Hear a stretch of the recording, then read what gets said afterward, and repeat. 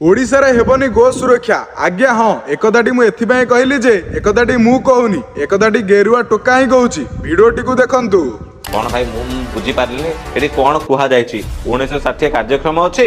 मान्यवर उच्च न्यायालय राय अनुसार मान्यवर उच्च न्यायालय कौन देइछन्ति से तो कहछन्ति ओडिसा रे गोहत्या हेइ परिबो नै तो केमिति हेइ परिबो सेति गोटे स्ट्रांग कानून आसी दरकार कारण ओडिसा रे एबे भी इलीगल हिसाब रे गोहत्या पूरा बैन किंतु जो माने करूछन्ति तांको ऊपर कोन दंड निया जाउछि से भी सेइटा हो सबसे बड़ कथा। गो सेवक माने गोरु गाड़ी अटकेले गोमाता रक्षा करेंगे गाड़ी को आपण मैंने 500,000 टका बटी नहीं छाड़ीदेवे जो मैंने गो चालान करुँच से माने